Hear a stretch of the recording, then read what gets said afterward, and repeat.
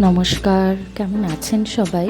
আমি জুই, পম্পিস কুকিং চ্যানেলে আপনাদের সকলকে আবারও স্বাগত জানাই নতুন আরেকটি ভিডিওর সাথে। আজকে তোমরা থাম্বনেল দেখে বুঝেই গেছো কি তৈরি করেছি। এটা হলো নারকেল লাড্ডু। তো চলো দেখে নিই কীভাবে তৈরি করেছি এই গুড়ের নারকেলের লাড্ডু। প্রথমে এখানে আমি 2টো নারকেল কুড়িয়ে নিয়েছি।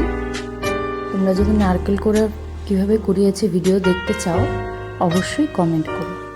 এখানে অল্প চিনি নিয়েছি আর 1 বাটি গুড়।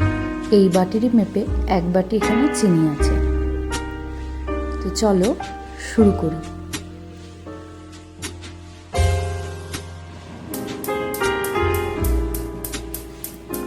প্রথমে গ্যাসটা জ্বালিয়ে কড়াটা বসিয়ে দিলাম। এবার নারকেল কোড়াটা প্রথমে কড়াতে দিয়ে দেব, সম্পূর্ণ ঢেলে দেব।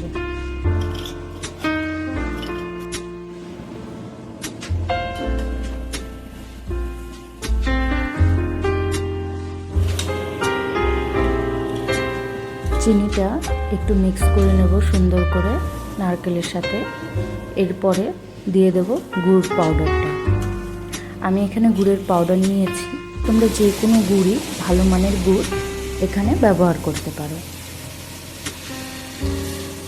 তো দেখো গুড় চিনি একসঙ্গে নেড়ে নেড়ে 15 থেকে 20 মিনিট রান্নার পর এরকম আঠালো হয়ে আসছে।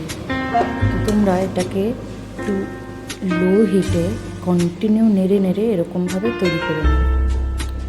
তো এই জিনিসটা খুব টাইম টেকিং আর খুব আস্তে আস্তে ধৈর্যের সহকারে করতে হবে। তো দেখো একটা পাক মতো এসেছে আর এই যে এরকম করে গোল গোল করে নিচ্ছি। লাড্ডুগুলো খুব সুন্দরভাবে তৈরি হয়ে যাচ্ছে।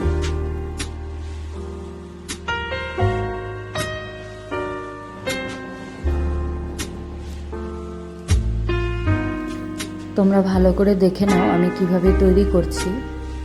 এখানে অল্প একটু পোর্শন নিয়ে তোমরা বড় ছোট করবে, কেমন সাইজ করবে ওই হিসাবে পরিমাণ মতো নেবে।